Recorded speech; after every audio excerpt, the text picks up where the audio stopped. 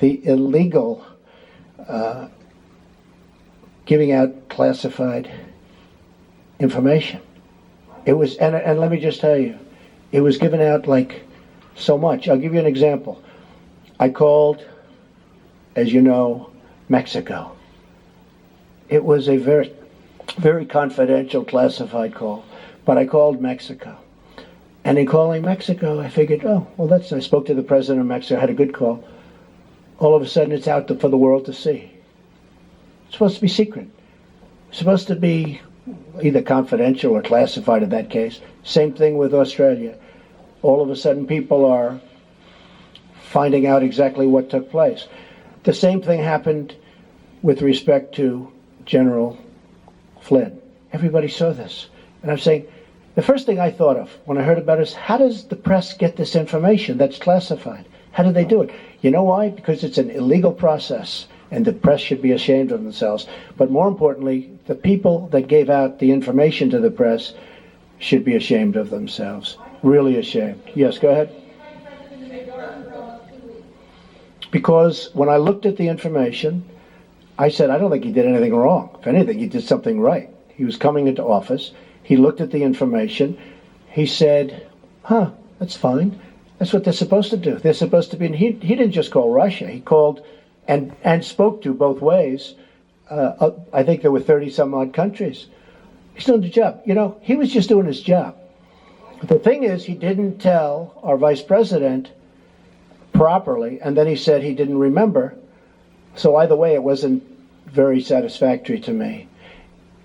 And I have somebody that I think will be outstanding for the position. And that also helps, I think, in the making of my decision. But he didn't tell the Vice President of the United States the facts, and then he didn't remember. And that just wasn't acceptable to me. Yes. During the campaign, did anyone from your team communicate with members of the Russian government or Russian intelligence? And if so, what was the nature of those conversations? Yeah. Well, the failing New York Times wrote a big, long front-page story yesterday. And it was very much discredited, as you know. It's a joke. And the people mentioned the story. I noticed they were on television today saying they never even spoke to Russia. They weren't even a part, really. I mean, there was such a minor part. I hadn't spoken to them. I think the one person, I don't think I've ever spoken to him. I don't think I've ever met him. And he actually said he was a very low-level member of, I think, a committee for a short period of time. I don't think I ever met him. Now, it's possible that I walked into a room and he was sitting there, but I don't think I ever met him. I didn't talk to him ever, and he thought it was a joke. The other person said he never spoke to Russia, never received a call, look at his phone records, etc., etc. And the other person, people knew that he represented various countries, but I don't think he represented Russia, but knew that he represented various countries. That's what he does. I mean, people know that. That's Mr. Manafort, who's, by the way, a respected man. He's a respected man.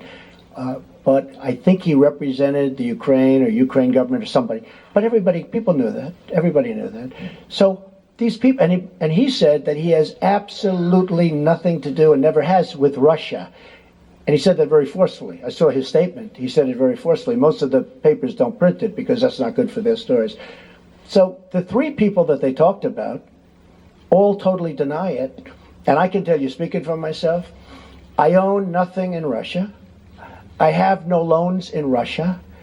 I don't have any deals in Russia. President Putin called me up very nicely to congratulate me on the win of the election. He then called me up extremely nicely to congratulate me on the inauguration, which was terrific. But so did many other leaders, almost all other leaders from almost all other countries. So that's the extent. Russia is fake news. This is fake news put out by the media. The real news is the fact that people, probably from the Obama administration, because they're there, because we have our new people going in place right now. As you know, Mike Pompeo is now taking control of the CIA. James Comey at FBI. Dan Coates is waiting to be approved. I mean, he is a senator and a highly respected one. And he's still waiting to be approved. But our new people are going in. And just while you're at it, because you mentioned this, Wall Street Journal did a story today that was almost as disgraceful as the failing New York Times' story yesterday. And it talked about, you saw it front page. So, Director of National Intelligence just put out, acting, a statement. Any suggestion that the United States intelligence community, this was just given to us, is withholding information and not providing the best possible intelligence to the president and his national security team is not true. So they took this front page story out of the Wall Street Journal, top, and they just wrote the story that it's not true. And I'll tell you something, I'll be honest, because I sort of enjoy this back and forth, and I guess I have all my life, but I've never seen more dishonest media than, frankly, the political media. I thought the financial media was much better, much more honest. But I will say that I never get phone calls from the media. How do they write a story like that in the Wall Street Journal without asking me? Or how do they write a story in the New York Times, put it on front page? That was like the story they wrote about the women and me. Front page, big, massive story. And it was nasty. And then they called, they said, we never said that. We like Mr. Trump. They called up my office. We like Mr. Trump. We never said that.